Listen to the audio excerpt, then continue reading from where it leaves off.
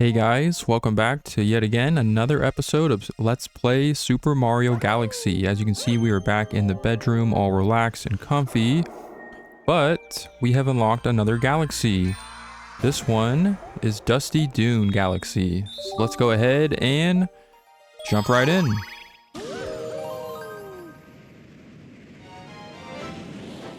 The first power star of this galaxy is going to be soaring on the desert winds. Sounds like we have a desert environment this time. As you can see, we have a pyramid out there in the sand, and we have a giant building right there. So this is also, I know I've said this a lot, but I just love most of these galaxies. This is another one of my favorite ones. I think I like Freeze Flame a little bit better than this one, but as you can see, we have the introduction of the tornadoes. So this galaxy brings back shades of Super Mario 64. In my opinion, it reminds me of one of the sand levels, and I cannot remember the name of the level from Mario 64. But this galaxy in particular kind of has a little bit of resemblance to that. And they, of course, go a little bit further with the platforming and with the tornado spinning. As you can see, Mario can now spin, and he can now do a little bit of a flying ability, and we kind of messed up there.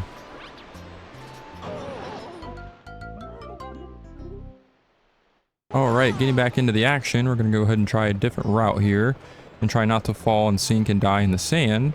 But like I was saying, Mario can basically maneuver throughout the different tornadoes in this galaxy. And as you can see, he does little arm twisty little turny things. That's kind of cool. This wasn't an ability that was ever used, and I died again. Trying to get that one up, and I failed. Alright, third time's a charm. This time we're not going to die. But yeah, like kind of going back to what I was saying, if I can get to the point here. This is kind of a new mechanic as well that hasn't been introduced in any of the other 3D Marios that came before this. As you can see, Mario can basically fly throughout the tornado. So it's kind of nice that they add that new function. It kind of looks kind of weird, but it's kind of nice to use once you get the hang of it. Of course, if you don't die a million times like I did there. But now we are in the next area here. So we're doing a little bit more of a side-scrolling platform area. As you can see, we have a bunch of thwomps and a bunch of piranha plants. And we do not want to die here because there's a lot of death traps throughout this area. So we want to make our way over here, grab this extra life shroom, not get crushed by the gajillion thwomps that are in our path here. So you can grab this coin. That'll reveal some star bits, and we will make our way down. I believe those sand pits right there, if you fall in there, you will die automatically, because I think they drop you down below the surface, and you will sink, and it'll be an instant death. So we definitely want to avoid that as much as possible. As you can see, we have more flip switches. We want to flip those on, and that'll reveal some more star bits. So that's not really required, but it's nice to kind of unlock those little secrets, because of course we do want to collect as many star bits as possible, because those are going to become very useful here coming up. We're actually getting close to being able to utilize our star bits, and as you can see, the fire flower has returned, so we have the ability to turn into Fire Mario, so we can take care of these piranha plants as we make our way down this little sand slide here. Because of course, traditional Mario fashion, what better way to take out the piranha plants than to spit them with fireballs, just like the good old classic Mario days. And we're going to try not to get crushed by that boulder. Take this up, and we missed a bunch of star bits down there, but we made it through the area nonetheless, so I'm okay with it. And I love that view of the pyramids and the cacti. It's so awesome. I just wanted to point that out. And we have a little chicken guy there. As you can see, we have more slopes. And these chicken enemies are actually called Cluck Boom. So these guys will basically just kind of fly around, and I believe they drop little bombs or little weapons. So you want to avoid them. They're pretty easy to avoid, so it's not too challenging. But I believe this is the only galaxy they appear in. And again, it's another new introduction of a new enemy. But I think this is the only time they actually make their appearance, just in this galaxy.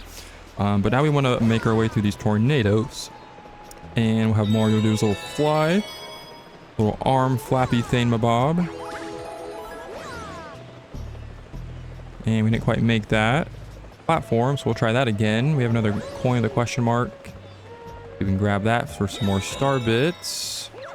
And we will continue onwards. And we have another one with more star bits. Man, they just hand these things out like candy too, and it's for a reason.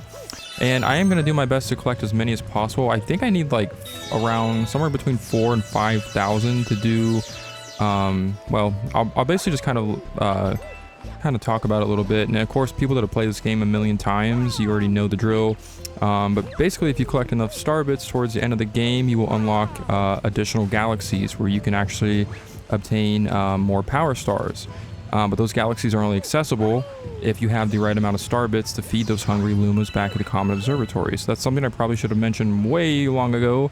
But since we're getting close to there, I just wanted to kind of save it for later in case anybody is playing this for the first time. Probably not a lot of people since this game's been out for quite some time. But as you can see, our power star is trapped in a crystal, which is interesting because I didn't know crystals can stay that form in a hot, sandy environment. But hey, we're going to break it open for our first power star of the galaxy. We'll go ahead and grab this.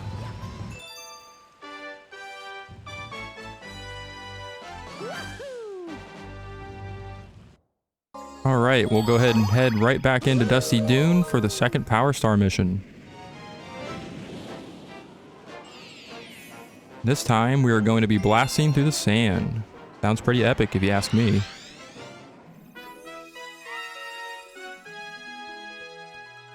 All right, as you can see, we have a lot more sand. Again, resembles a little bit of the sand level from Super Mario 64, so I love that little bit of throwback. But again, they enhance on it. We'll jump on that pokey head, and we have more pokey heads to take care of, so we'll take care of these guys. Even though they're green, not typically what a color of a pokey would be. And after killing them, we have a pokey plant. So I like how these guys kind of have, I'm almost dead. Hopefully I won't die here, but I like how these guys are basically just the same enemy. Like, they're just pokies, but they're different colors, and they have a slight variation in their official name. I think it's kind of interesting. But most people know them as pokies. They're pretty common Mario enemies, so it's really not hard to figure out what they are. But here we have more boulders kind of rolling around this little, I don't know, like a wooden donut looking thing with a platform in the middle with a sling star that's going to sling us over to the next location. We have a hungry Luma down there. We don't want to worry about him yet. And kind of going back to what I was saying, oh, here's the dry bone enemies. These guys make a return from some of the old Mario games. I love their design in this game, and in like New Super Mario Bros. And like some of the other 3D Mario games as well. I just think this was the first game where they kind of got their design right. But what I was gonna say is, and we obviously want to collect these blue star chips because that's gonna lead us to our next destination. But back to what I was saying about the when we passed that hungry Luma, it made me think about that there actually are hungry Lumas spread out throughout different galaxies that we've already explored, this one included. So not only do we have to save up, that's why it's, having star bits and you know, collecting a large amount of them is very important, because not only do you have to feed the hungry Lumas back at the Comet Observatory, but there are going to be hungry Lumas spread out through these different galaxies. I think we've only done one. I think it was like in one of the very first galaxies. I want to say Good Egg. That sounds wrong, but it was one of the first galaxies. But we will have to feed more throughout some of the other galaxies that we've already encountered. Most of them we've already kind of skipped over, but I wanted to save that till the end. It's probably smarter to kind of do those earlier on, just because there's no guarantee I'm going to have enough star bits to do all of them at once, but I'm going to try my best. We'll see how it goes, but I want to kind of save them all together just for organizational purposes. Anyone who's watching this video as a guide, I kind of like to think that it would make more sense to have all those stars together, so that way we'll tackle all the main story power stars and the main galaxies, and then we'll go after all the extra and secret power stars all together at the end. But I'll kind of talk more about that once we get to that point. Right now we're going to focus on platforming over these stone platforms that are moving in the sand here, so we want to make sure that we do not fall in that, even though I love the design of that planet. We'll go ahead and head on over here where we have some more creative platforming. So as you can see, we are now Upside down that platform is another area, and we have the introduction of another enemy. So these guys, I think it's interesting because they actually have two different names. From what I understand, or based off my knowledge, these guys are referred to as either Bone Twister or Tweesters. So from what I understand, and I don't know if I'm anyone in the comments can feel free to correct me if I'm wrong, but these guys do have, I guess, two different names. So that's kind of what their names are. So they kind of have big googly eyes. They look kind of remind me of like I don't even know. There's like the little googly eye toy things that you would find in like an old antique place or something. But like someone just like glued on these like little toy eyes on a tornado. They're kind of cool, but they're creepy, and they're useful though because Mario can jump into them and he can do his little twisty fly move. So it all works out in the end. So I'm not complaining. But yeah, I thought it was kind of interesting. Those guys have two different names, I guess, from what I understand. But now we're going to go ahead and continue to maneuver around these platforms. And as you can see, jump up here, we have a switch. So this part is going to be important to move quickly because you're going to be on a little bit of a timer here. They give you pretty much enough time as long as you don't mess around or try to you know, maybe move in the wrong direction or get stuck or drop in the sand. Of course, you shouldn't have any problem with this, but you want to basically move quickly over to this area. And now you will see that those platforms over there are raised, allowing us to reach the power star. So again, you want to move quickly, otherwise they will lower again and you won't get the power star. But we made it. We did it.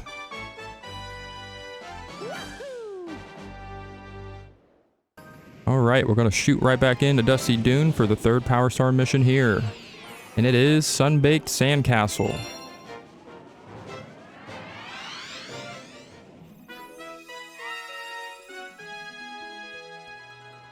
All right, as you can see, we have more of those switches, so this one's going to be a little bit more interesting. This part can get kind of frustrating if you don't move quick and you're not sure where to go.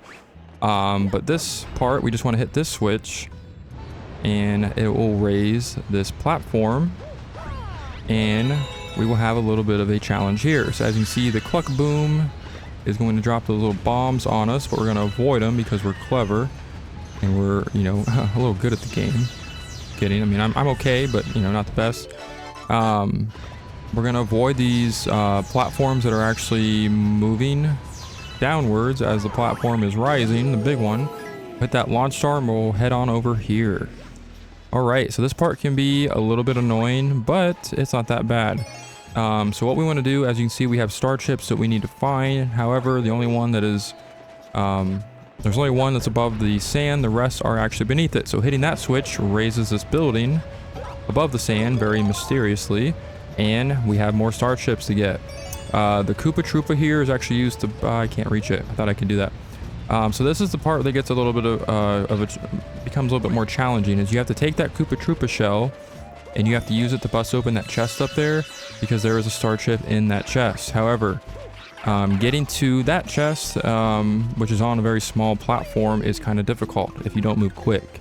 If you fall down and you do not make the landing, you will have to hit that switch, lower the building, wait for it to go all the way underneath the sand, and then hit that blue switch again. And you have to repeat that process if you keep messing up. So that's the part that can be kind of frustrating.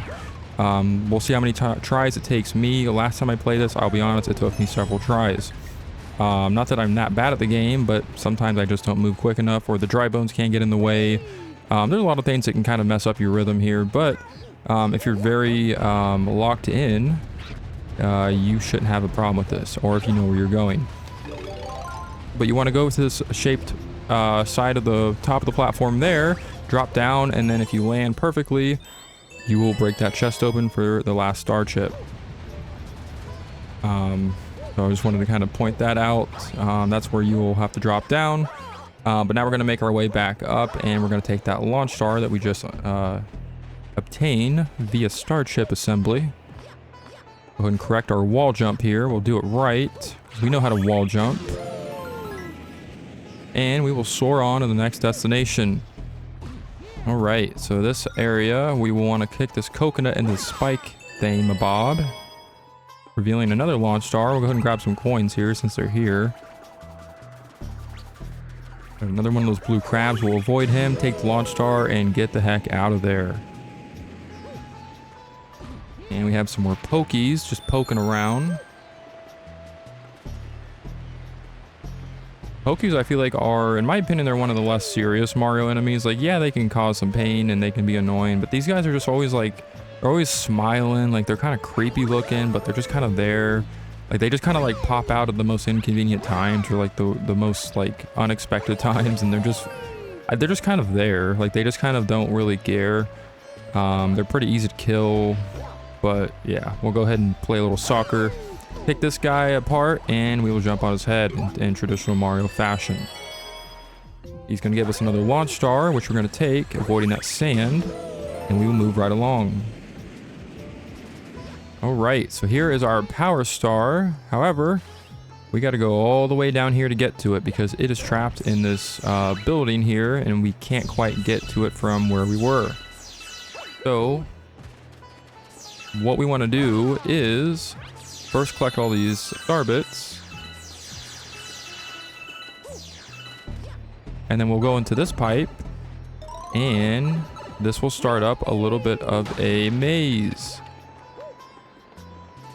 right now. Alright, so this part I actually kind of like. This is not hard at all unless you are like literally standing still or not paying attention to the game. But this sand's gonna move. It's gonna start to fill up this entire building. Of course, if you get stuck or if you're not fast enough for some reason, you will die, because the sand will fill the building and you will not be able to move if you are not, wow, I kind of messed that up. If you're not quick enough. So again, this is very easy to do. Again, you pretty much just have to not stop. They gave you a little bit of leeway if you do get like hit or stuck or run into a wall. But for the most part, it's pretty simple. But as you can see, once we get to this part, we can just kind of chill here, let the sand kind of fill up the rest of the place. And that'll flip us over, and then we can go ahead and grab our power star.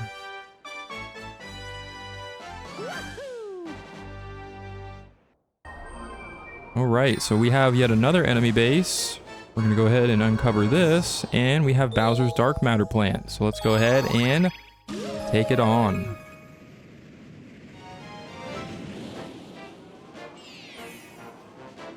And now we have darkness on the horizon. So we went from sunbathing and sunbaking a sandcastle to darkness.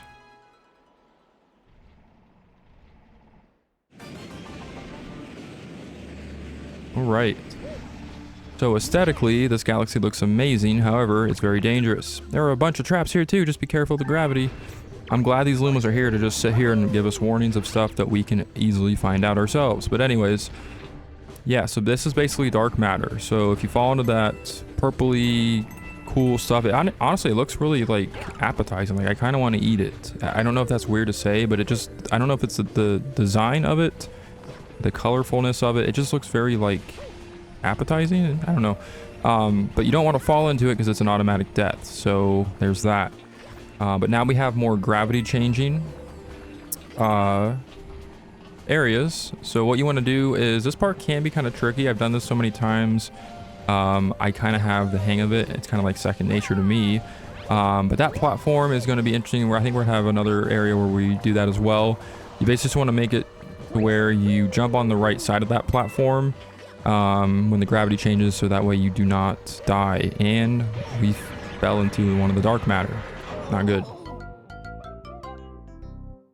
Alright, we'll go ahead and try that again. What do you have to say? The dark matter is eating holes in space. Watch out for those holes, you'll fall into them. Yeah, so this part can be kind of tricky. Again, you just want to make sure you do not fall into those little holes. They look kind of cool. It looks like it takes you into like a little, I don't know, like a nice little dimension, except it's not. It's death. So you want to avoid that. So you just want to kind of take it nice and slow. I kind of tend to move a little bit fast, which is why I ended up in the spot I was in. But now we'll continue onwards, and we have more dark matter. So yeah, I just want to make sure you're staying on the platform. It's pretty obvious on the timing. These platforms move very slow, so I am impatient, but it isn't anything that's like challenging. Now we have more gravity changing platforms. So what we're going to want to do is actually jump on this moving platform, and then this is where things get a little bit sticky. So basically you just want to keep, you want to basically make it to where whichever, so basically how the next direction of the gravity change, you want to make sure you are on the platform on the right side. That way you don't fall into that dark matter. So if it's going right, you want to make sure that you have something to the right of Mario. If you're going down, make sure there's something underneath him, so on and so forth. So this platform is pretty nice because it's like a big plus sign basically. So you have all these different walls on it that you can use to kind of save you from drowning in the dark matter. So you just want to time it initially. So again, just want to make sure you're paying attention to the arrows that are going in the direction of the next color you're about to go into. As you see, blue is now going down. We want to make sure we have the part of the platform that's beneath us, so on and so forth. You get it. I've repeated it many times. It's really not hard. Again, you just want to stay locked into that part. But now we're going to go over here. It looks like we have a couple Lumas that have been trapped in crystal. Use the stairs. I like how this guy's like, we just saved his life, and like the best advice he gives us is like, walk up these stairs. Like all right, thanks a lot. At least this guy was grateful. I mean, come on. The other one didn't even say thank you. He's just like, keep going. He's like, just keep walking. But anyways, we have our next confrontation with Bowser. What is you? That's it, Mario. I'm gonna stomp you into space bits. Didn't you say that last time and it didn't really work out in your favor? But this guy doesn't know when to quit, so let's just teach him another lesson. All right, so this is our second fight with Bowser. So this time, what we want to do is the exact same thing as last time, except he's going to be a lot more aggressive. As you can see, he can now spin into us like a annoying King Koopa. But we basically just want him to blast into those blue parts of the platform, and that'll break open the lava, and he'll get his tail burnt. We want to spin into him like last time, do it again when he's rolling. And then again, we want to do that, I believe, 3 times. So he's going to go into another phase where he basically just gets even more aggressive. He's going to spit out a lot more fireballs this time. And he's going to do that annoying spin move. And then, of course, his little quake attack where he'll release those little lasers. The spin move can be the most annoying, but if you're fast and you're well coordinated, this won't be an issue. We want to make sure we line him up with those blue spots, which we're not doing a good job there. He does move a lot quicker this time, so I guess in that sense he's a lot more challenging, but again, this fight really isn't that bad. The fireballs can get annoying. A lot of stuff being thrown at you can be overstimulating, but if you're good and you're locked in, this isn't going to be that big of a challenge. As you can see, he busted open that one. His little tail is now on fire.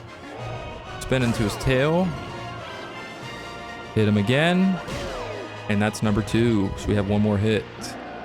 He's getting angry. He's getting frustrated, but he knows he's about to lose again. This guy is just a loser. I mean, come on. How many times we got to kick his butt? And I say that right after getting my butt burnt. But anyways, we'll just kind of wait out his attack patterns.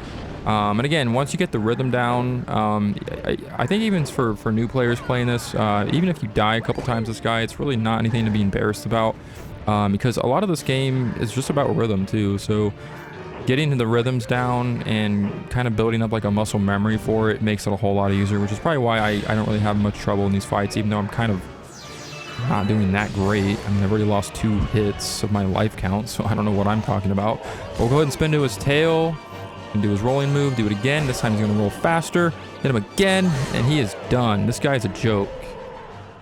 Like, how do we not have our special one by now? Like, this guy doesn't even stand a chance, and he's got all these new advancements, and he still sucks.